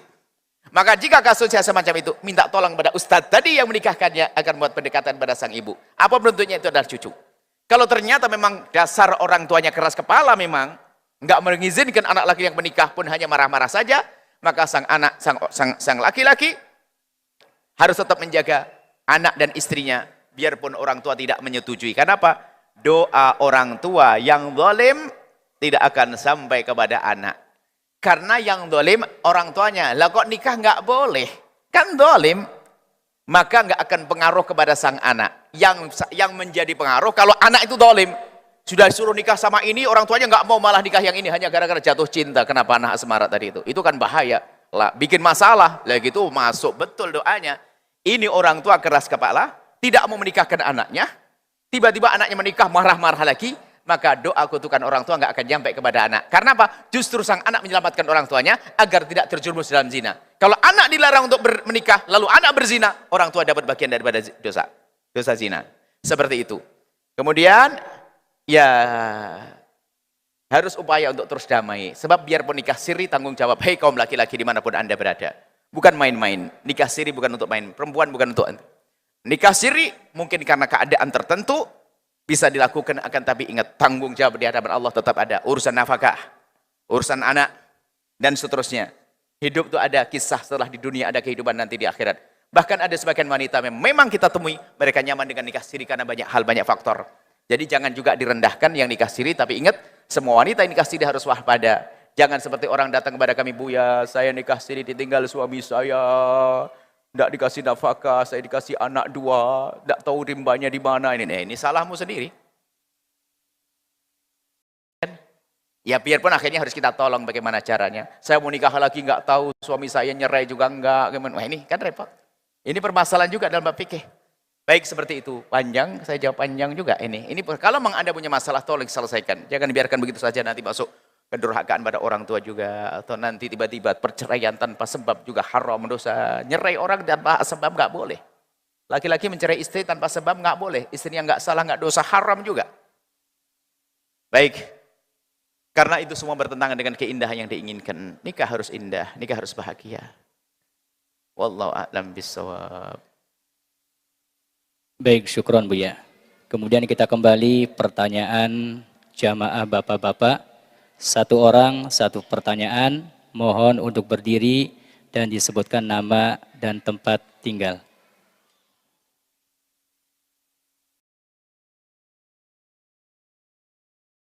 Assalamualaikum warahmatullahi wabarakatuh. Assalamualaikum warahmatullahi wabarakatuh. Nama saya Arif. Kebetulan saya asal dari Medan, Buya. Masya Allah. Alhamdulillah atas izin Allah sekarang ada di perantauan di Batam, ada di Botania, Buya.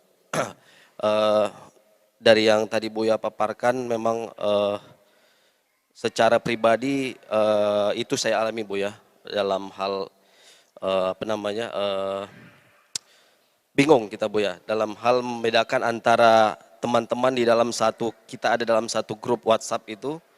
Dalam satu grup itu ada memang yang berselisih pendapat dalam hal pendapat ulama. Tapi dalam hal ini kita sebagai penonton, ya bisa dibilang begitu, Buya, kita bingung, kita sebenarnya ada di posisi mana. Padahal sebenarnya yang mereka sampaikan itu adalah bisa dikatakan benar begitu, Buya. Tapi dalam hal ini memang kita sebagai penonton susah untuk mendukung, karena dua-duanya sama-sama amar ma'ruf nahi mungkar, sama-sama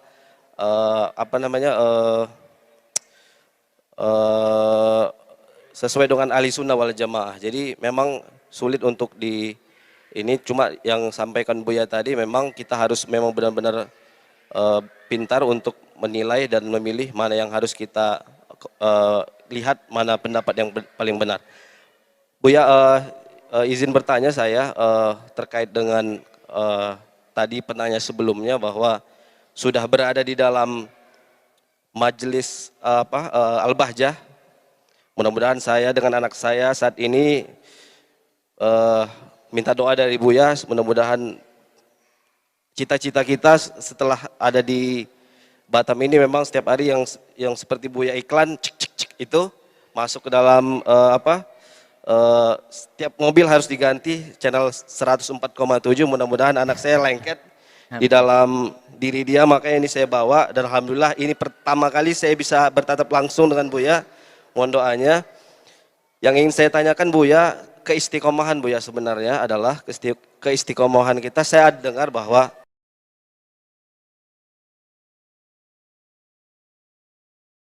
dan ada amalan yang harus kita amalkan untuk anak kita dalam hal keistiqomahan. Semisal ini, Buya, kita harus amalkan adalah untuk membacakan surah Al-Qadar dengan surah Al-Insyirah. Nah, saya ingin tanyakan sama Buya, kira-kira secara sisi faedahnya, kira-kira apa yang terkandung di dalam surah itu yang kita bisa amalkan untuk anak kita, dan bagaimana tipsnya atau waktu yang mujarab kira-kira, Buya, apakah waktu pagi atau sebelum mereka tidur, itu yang bisa kita amalkan sebagai orang tua, Buya. Saya rasa demikian, Buya. Mudah-mudahan dalam keadaan sehat. Wassalamualaikum warahmatullahi wabarakatuh. Assalamualaikum warahmatullahi wabarakatuh. Sekelumit yang disampaikan dalam muqaddimahnya bahwa ulama dengan ulama yang berbeda, jika semua dalam wilayah benar, tidak akan terjadi caci maki dan menanamkan kebencian. Enggak mungkin. Kita tahu Imam Malik berbeda dengan Imam Asy-Syafi'i. Imam Syafi'i beda dengan guru Imam Malik. Imam Ahmad banyak berbeda dengan Imam Syafi'i. Enggak ada cacian. Tapi kalau sudah ada masuk caci maki dan ololan, pasti salah itu. Biarpun katanya bahwa kebenaran nggak mungkin. Caci maki nggak boleh terjadi. Olo-oloan nggak boleh terjadi. Baik, selesai. Masalah mendidik ya, anak ya. Amalan mendidik anak. Insyirah dan isolat, alam nasroh dan sebagainya. Itu sah dibaca karena Al-Quran itu adalah obat. Cuman ya, kita hendaknya jangan itu saja. Itu kan amalan yang paling enteng, bisa dibaca setiap saat. Tapi amalan yang luar biasa adalah kita langsung interaksi dengan anak kita. Perilaku kita dengan mereka. Ya, obrolan kita dengan mereka. Kita tanamkan di pikiran mereka, selera selera yang menuju kepada syariat. Artinya apa? Membiasakan mereka kepada kebaikan. Kalau dalam bahasa sederhananya adalah paksa anakmu menuju kebaikan dengan cara yang tidak terpaksa. Kalau Anda mau mondokkan anaknya itu adalah paksa anakmu dengan cara tidak terpaksa. Bagaimana? Digiring. Digiring sampai dia minta sendiri, kan dipaksa dengan cara tidak terpaksa. Jadi kita arahkan dari dini. Kita mau ke bawah kemana? Kalau kita pengen anak pengen jadi dokter, dari kecil sudah harus diajarkan senang tentang kerawat orang, medis dan sebagainya. Wong selama ini dia hanya senang seni, tatanya suruh beda kedokteran, stres dia, kan begitu. Jadi bawa ke arah yang kita inginkan dari dini. Bagus yang Anda sampaikan suruh dengar radio, memang begitu caranya. Dengar radio Islami, radio dakwah, itu ada seruan televisi, Al-Bahjah TV dan seterusnya. Ya memang itu adalah salah satu cara. Anda hadirkan majelis, jangan dianggap sepele anak-anak kecil. Kita senang bayi-bayi orang dibawa ke sini. Memang akalnya belum paham, tapi rohnya dengar dia. Mendidik itu dari dini begitu dibawa anak-anak kecil. Dia nggak paham. Bahkan saya tidak pernah terganggu dengan cerewetnya anak kecil. Ibunya saja kalau cerewet saya baru marah. Kalau anak kecil nggak ada masalah. Saya tidak bakal terganggu kok. Nah ini, membiasakan ini antara cara mendidik. Kemudian hal lain lagi, yang sering dilupakan oleh orang adalah hadis Nabi Allah fi aunil abdi makanal abdu fi auni akhihi. Pedulilah dengan anaknya orang, maka anakmu akan dijaga oleh Allah. Peduli dengan serius dengan anaknya hamba-hamba Allah. Itu adalah ilmu pantulan, dahsyat. Orang egois.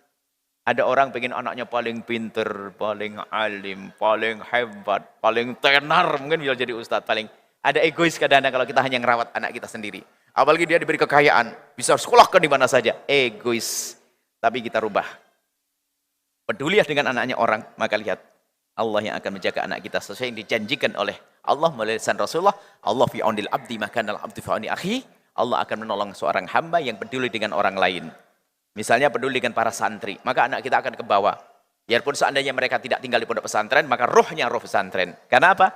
Kita sudah menolong anaknya hamba Allah, maka janji Allah, Allah akan menolong anak kita. Itu amalan yang sangat dahsyat, tapi sangat dilupakan oleh hamba-hamba Allah. Wallahu a'lam bishawab. Baik, cukup ya pengumuman. Baik, insyaallah. Terima kasih banyak, insyaallah pertemuan di Al-Bahjah TV. Sama berapa radio sini? 104,7. Karena radio 104,8 atau 7? 7. 104,8 mana? Ah, 7. Karena ada 104,8.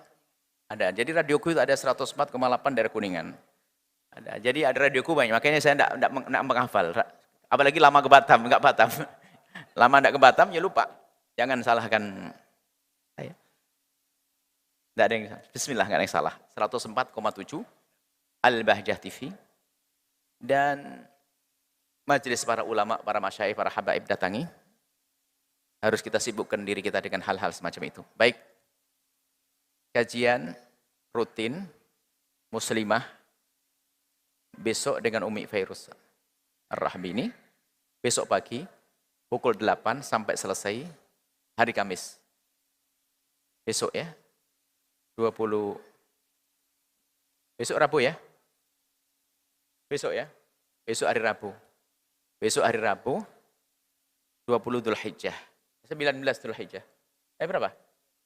20 Dzulhijjah di tempat di Bonavista Blok F nomor 2A.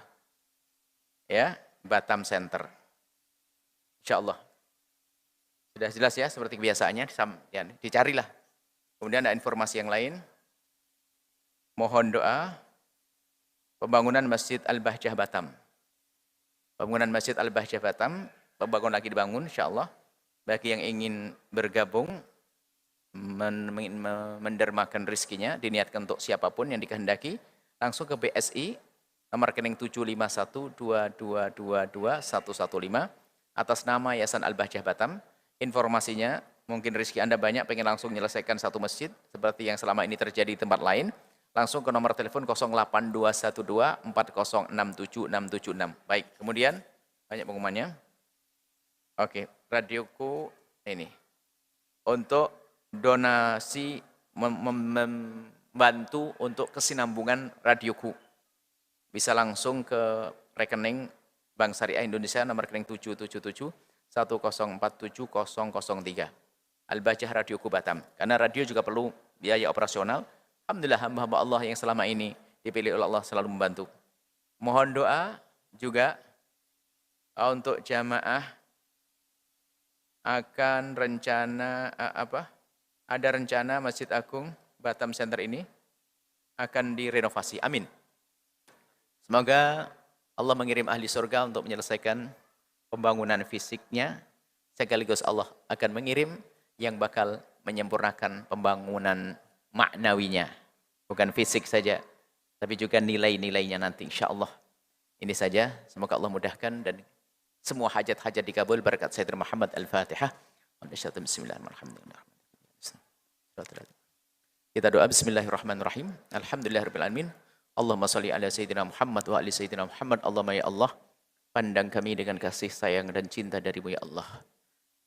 Ya Allah, Wahidat yang Maha Kasih, kami mohon ampuni segala kesalahan kami, dosa-dosa kami. Dan kami mohon ya Allah, buka kekurangan kami di mata kami agar kami mudah untuk berbenah ya Allah. Buka kekurangan kami, tunjukkan kekurangan kami di mata kami ya Allah. Dan kami mohon tutup kekurangan orang lain dari mata kami dan tutup kekurangan kami dari mata mereka. Dan buka mata aib kami di mata kami sendiri ya Allah. Kami sering buta dengan kekurangan kami ya Allah. Sehingga kami sering sombong dengan kelebihan yang Kau berikan ya Allah. Padahal itu dari-Mu ya Allah. Kelebihan harta, kelebihan ilmu ya Allah. Kami sering sombong dengan itu ya Allah. Kami mohon tunjukkan kekurangan kami ya Allah. Dan mudahkan kami untuk membuat perubahan. Ya Allah, ya Allah, ya Allah, ya Allah. Siapapun yang hadir malam ini yang mengikuti acara ini ya Allah. Jadikan kami manusia sukses di dunia dan di akhirat, ya Allah. Yang mudah membuat perubahan menuju kebaikan, ya Allah. Ya Allah, jika Engkau menghendaki, tidak ada yang bisa menghalangi, ya Allah. Jika Engkau yang menolong, tidak ada yang bisa mengganggu, ya Allah. Maka kami mohon, ya Allah, berikan pertolongan, bantuan kepada kami, ya Allah. Dan kami mohon, wujudkan keindahan dalam rumah tangga kami, ya Allah. Suami istri yang saling mencintai karena-Mu, ya Allah. Dengan anak yang soleh, solehah yang dibanggakan oleh kekasih-Mu, Nabi Muhammad.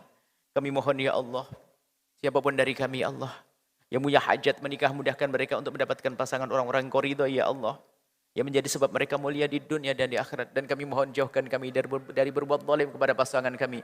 Jauhkan kami dari berbuat zalim kepada pasangan kami ya Allah. Sadar ya Allah, berikan kepada kami kesadaran ya Allah. Untuk itu ya Allah, jangan sampai kami berbuat zalim, aniaya, menyakiti ya Allah. Dan jadikan hidup kami indah dalam cinta karena-Mu. Dan jadikan kami semua hamba yang saling mencintai karena-Mu ya Allah. Jauhkan kami dari benci, dengki, dendam kepada sesama kami ya Allah. Jauhkan kami dari benci, dengki, dendam kepada sesama kami ya Allah. Maka kami mohon jika ada orang berbuat salah kepada kami, menyakiti kami, zalim, aniaya kepada kami, menfitnah kami, menggunjing kami, kami mohon ya Allah, ampuni mereka. Jangan hukum mereka, berikan kesadaran ya Allah. Mereka umat kekasih-Mu Nabi Muhammad. Kami tidak rela jika mereka Kau hukum ya Allah, dan hilangkan benci dan dendam dengki di hati kami. Kami mohon ya Allah, yang sempit rezeki lapangkan dengan rezeki yang halal penuh berkah. Yang sakit sembuhkan. Yang punya hutang mudahkan kami dalam bayar hutang-hutang kami. Dan kami mohon ya Allah, siapapun yang pernah kami zalimi ya Allah, kami sakiti ya Allah, baik dengan lisan kami ya Allah, karena kami sering berucap ya Allah, kami sering bertutur kata, kami sering menyampaikan kalimat-kalimat yang hatinya tersakiti oleh lisan kami, oleh perilaku kami. Kami mohon ganti dengan kebahagiaan ya Allah. Dan ampuni kami ya Allah. Ampuni kami dan ampuni orang tua kami dan guru-guru kami. Berikan kasih sayang-Mu kepada mereka. Makmurkan majelis para ulama-ulama yang ada di kiri kanan tempat ini ya Allah. Arhabaib ya Allah, makmurkan majelis mereka ya Allah. Dan kami mohon ya Allah, berikan kepada kami umur panjang dalam ketaatan serta sehat walafiat. Dan berikan kepada semua yang telah berjuang bersama kami di tempat ini segala kebaikan di dunia dan di akhirat untuk diri dan keluarga mereka. Dan kirimkan kepada kami ya Allah. Kirimkan kepada kami ya Allah. Kirimkan kepada kami hamba-Mu yang tulus, ahli surga-Mu ya Allah, yang bisa berjuang bersama kami. Dan jadikan kami bersama mereka. Jangan tinggalkan kami ya Allah. Jangan tinggalkan kami ya Allah. Berikan kepada kami semua husnul khatimah. Mati dalam keadaan iman. Dan kami mohon ya Allah, jadikanlah ucapan kami di akhir hayat kami kelak. Saat Engkau hendak mencabut nyawa kami. Kami ingin saat itu ya Allah, hati dan lidah kami mampu mengucapkan kalimat agung dan mulia. La ilaha illallah Muhammadur Rasulullah. La ilaha illallah Muhammadur Rasulullah. لا إله إلا الله سيدنا محمد رسول الله صلى الله عليه وسلم ربنا آتنا في الدنيا حسنة وفي الآخرة حسنة وقنا عذاب النار وصلى الله على سيدنا محمد وعلى آله وصحبه وسلم والحمد لله رب العالمين الفاتحة.